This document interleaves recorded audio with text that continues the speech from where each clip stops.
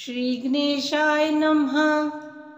ग्रहनामादिरादित्यो लोकरक्षण कारकः विश्वस्थान संभूतां पीड़ां हर्तु मे रविः। रोहिणीश सुधा मूर्ति सुधा गात्र सुदर्शनः विश्वस्थान संभूतां पीड़ां हर्तु मे विदुः। भूमिपुत्रो महातेजा जगतांभयकृत सदा वृष्टिकृत वृष्टिहर्ता च पीड़ां हर्तु मे कुजः।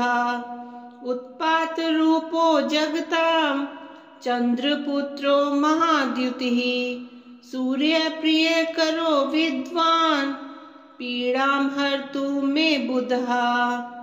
देवमन्त्री विशालाक्ष सदा लोकहिते रतः अनेक शिष्य संपूर्णः पीड़ां हर्तु मे गुरुः।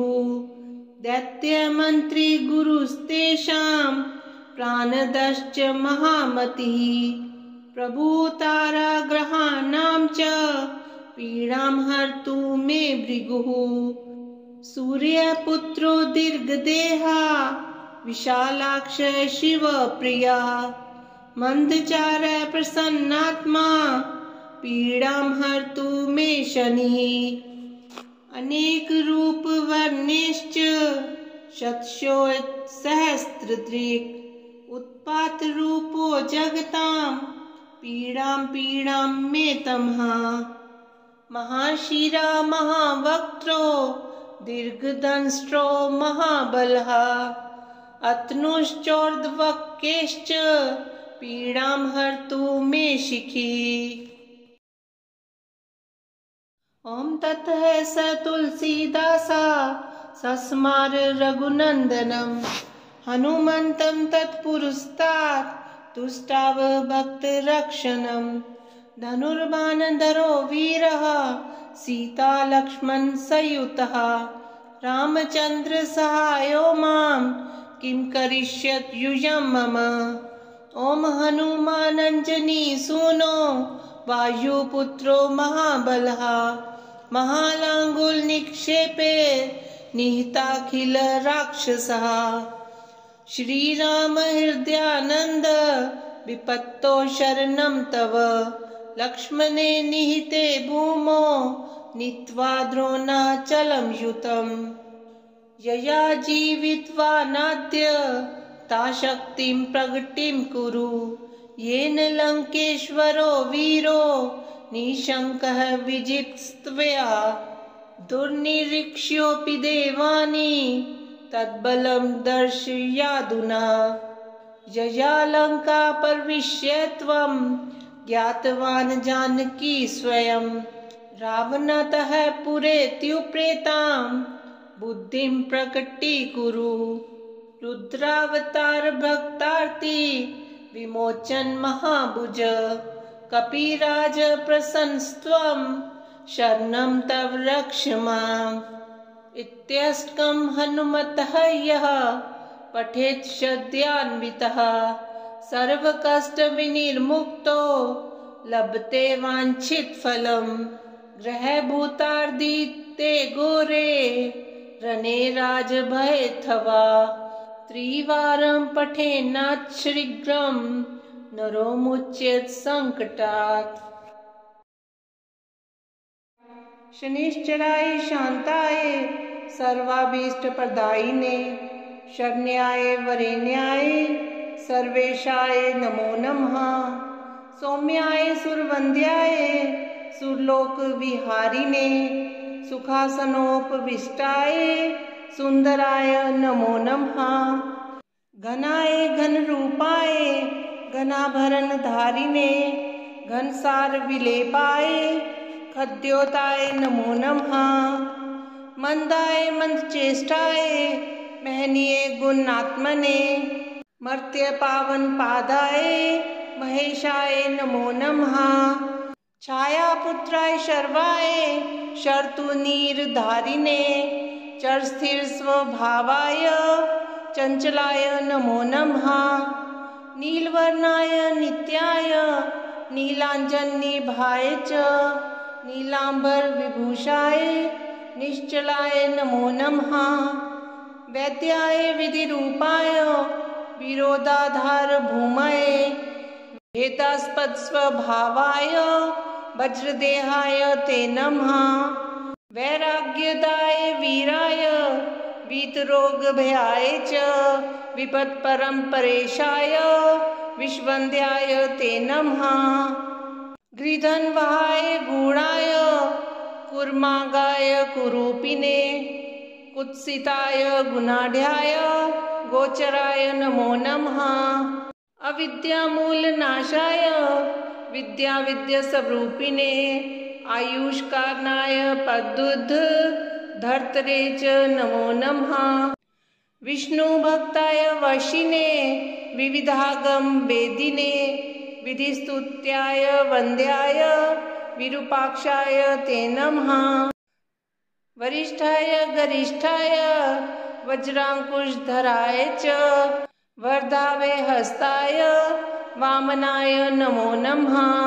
ज्येष्ठा पत्नी समेताय श्रेष्ठाय मितभाषिणे कष्टोघनाशकराय पुष्टिदाय नमो नमः।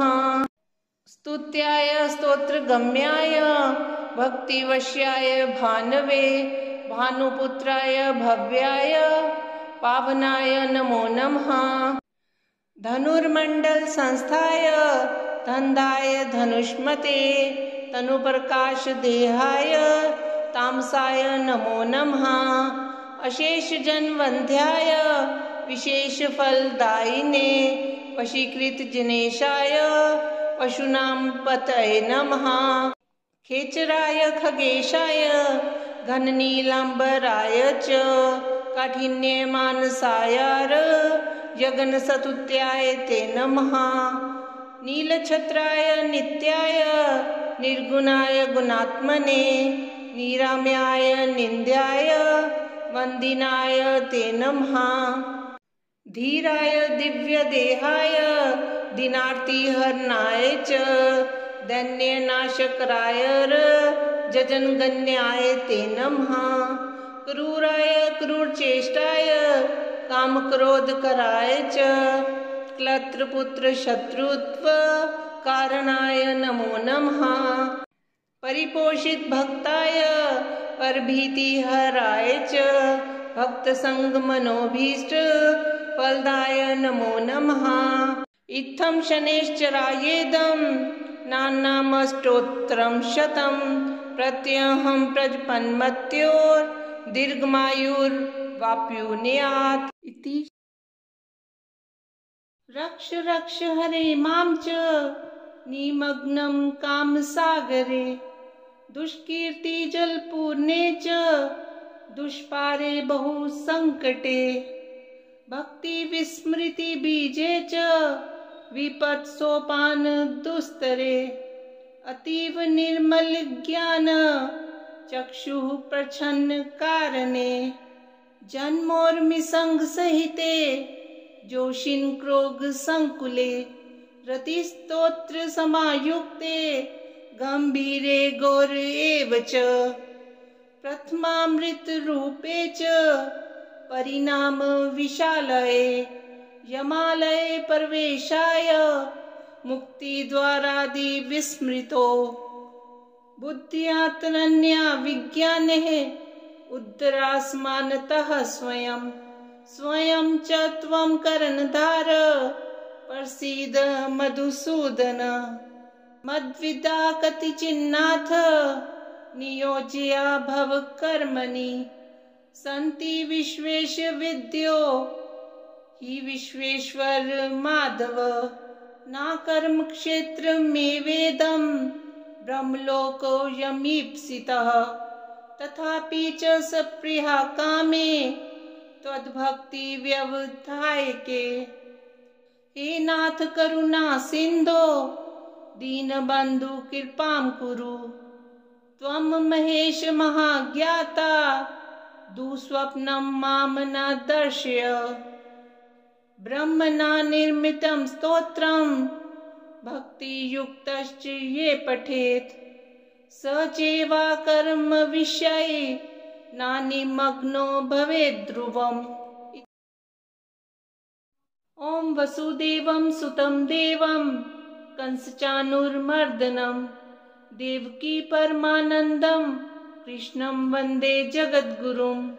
अत्सि पुष्पसङ्काशं हारनूपुरशोभितं रत्नकङ्कणकैयूरं कृष्णं वन्दे जगद्गुरुम्।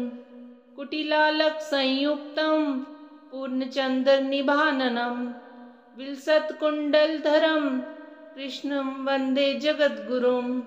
मन्दारगन्धसंयुक्तं चारुहासं चतुर्भुजं बहिरीपिच्छाचूडाङ्गं कृष्णं वन्दे जगद्गुरुम्।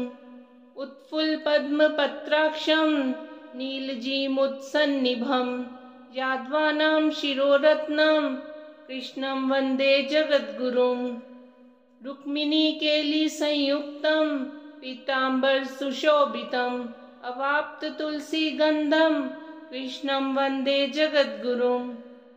गोपिकानां कुचद्वन्द्वं कुङ्कुमाङ्कितवक्षसं श्रीनिकेतं महेश्वासं कृष्णं वन्दे जगद्गुरुम्। श्रीवत्साङ्कमहोरस्कं वनमालाविराजितं शङ्खचक्रधरं देवं कृष्णं वन्दे जगद्गुरुम्। कृष्णाष्टकमिदं पुण्यं प्रातरुत्थाय ये पठेत् कोटिजन्मकृतं पापं स्मरणेन विनश्यति। भज गौरीशं गौरीशं भज मन्दमते जलभवदुस्तर जलधिसुतरणं ध्यायं चित्ते शिवहरचरणम्। अन्योपायं नहि सत्यं गयं शङ्कर शङ्कर नित्यं। भज गौरीशं गौरीशं भज मन्दमते दारापत्यं क्षेत्रं वित्तं देहं गेहं सर्वमनित्यम् इति परिभाव्य सर्वं सारं गर्भवकृत्या स्वप्नविचारम्। भज गौरीशं गौरीशं भज मन्दमते मल्वे चित्ते पुनरवृत्ति पुनरपि जननी जठरोत्पत्तिः पुनरप्याशाकुलितं जठरं किं नहि मुञ्चसि कथयश्चित्तम्। भज गौरीशं गौरीशं भज मन्दमते मायाकल्पितमेन्द्रं जालं नहि तत् सत्यं दृष्टिविकारं ज्ञाते तत्त्वे सर्वं सारं मा कुरु विषयविचारम्। भज गौरीशं गौरीशं भज मन्दमते रज्जो सर्प ब्रह्मणारोपस्तद्वद् ब्रह्मणि जगदारोपः मिथ्या माया मोहविकारं मनसि विचारे बारं भज गौरीशं गौरीशं भज मन्दमते अध्वर कोटि गंगा गमनं कुरुते योगं चन्द्रिय दमनं ज्ञान विहीने सर्वं तेन भवति मुक्तो जन्मशतेन। भज गौरीशं गौरीशं भज मन्दमते सोऽहं हंसो ब्रह्मो वाहं शुद्धानन्दस्तत्त्वपरोऽहम् अद्वैतोऽहं सङ्गविहीने चन्द्रिये आत्मनि निखिले लीने। भज गौरीशम भज गौरीशम गौरीशम भज मंदमते। शंकर किंकर मा कुरु चिंतम चिंतामणिना विरचित में तत्।